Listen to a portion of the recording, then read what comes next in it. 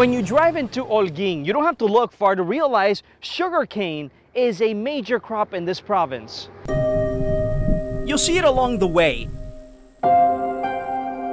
In this province surrounded by mountains and fertile plains.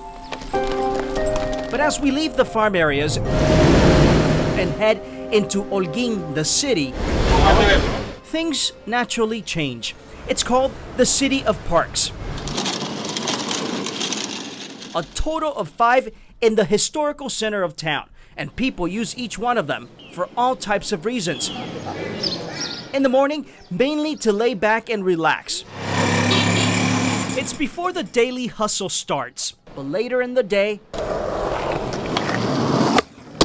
something you'll see here in America. Es adrenalina. For 21-year-old Jose Avesada, skateboarding is about adrenaline. But he quickly reminds us boards are hard to find. The one he has was a gift. I used to come here when I was little. Alejandro Cabana, who lives back here in Miami, brought back a skateboard for his cousin.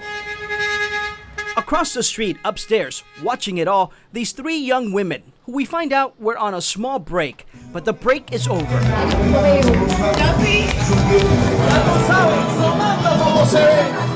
Grisel Medina Gonzalez is at the front of the line, a teacher at the town's cultural center, getting these young folks ready for Carnaval, the annual street party. Todos los días ellos están aquí todo el tiempo. Every day they're here, she says, practicing all the time because they want to win. Holguín, one of the biggest cities in Cuba, was most recently in the spotlight. Que tu amor traiga a todos. The Pope was at the Loma de la Cruz, where he blessed the city. From the streets of Holguín, you can see the iconic spot up on the hill. People often climb the 400+ steps to get to the top. Much like the legend says, a friar did with a cross on his back.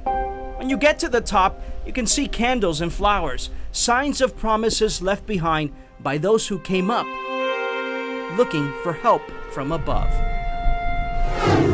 It is in the province of Holguín where Felipe, our guide and Michelle's uncle, grew up. It was Michelle's dream to see where her mother lived as a child. In this popular Cuban song, we get directions to Marcané, Felipe's childhood home. Maria is Felipe's mother's name. We go inside.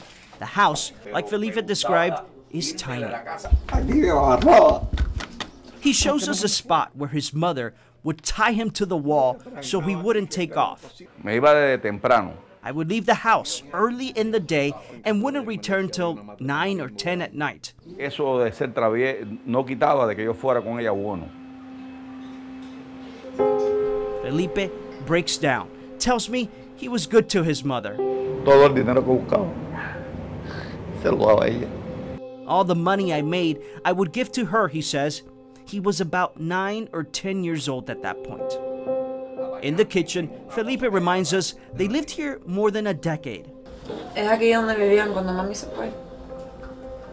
Es aquí donde vivíamos cuando ella se fue. Michelle asked if this is the home where they lived when her mother left Cuba in 1957. Felipe says yes. Esa calle ahí vivía Herminia y Ángel. Earlier in our trip, we stopped in Palma Soriano, where Felipe and his siblings would spend months as children. 227. Felipe is looking for house number 251. La casa de Diego Basto, ¿dónde era?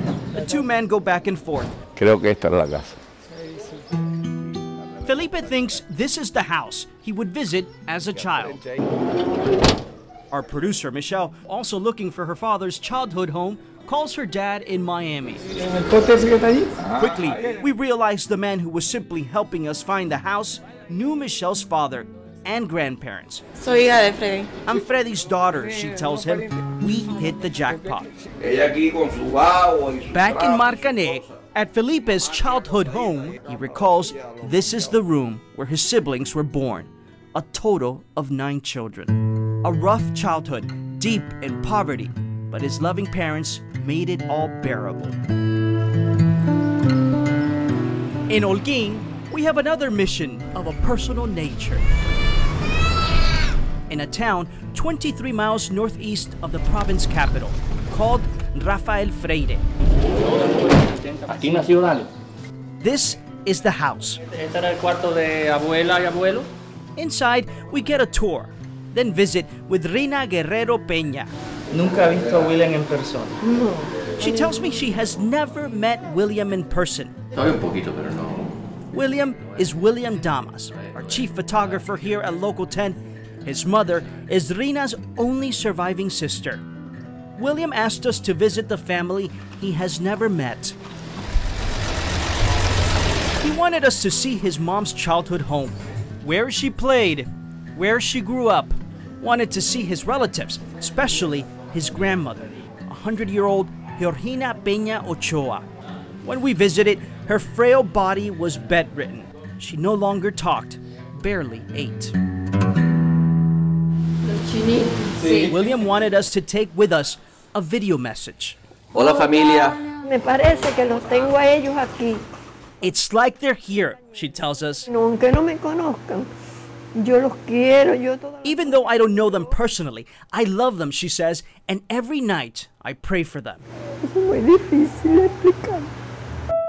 It's hard to explain, she says, the pain associated with 45 years of separation. It's very emotional because it's like this family that I know, but I don't know. Yo en realidad le he extrañado mucho a mi hermana. I really miss my sister, and I've always wished she could come visit, she says. Idania refuses to go back to Cuba, even to see her mother. Con dolor de mi alma, pero no podía. I just couldn't. Even though it hurts my soul, I couldn't, she says. Idania, her husband Roberto, and their firstborn, William's older brother, left Cuba in 1970. Yo todas las noches lloraba. Todas las noches. She remembers crying every night. Her husband, William's father, was a political prisoner. Yo nunca los he abandonado. Idania has never abandoned her Cuban family. Most recently, sending medicine and food for her mother. The day after leaving Holguín, we run into a monster storm, followed by lightning that strikes just a few feet ahead of us, followed by this double rainbow.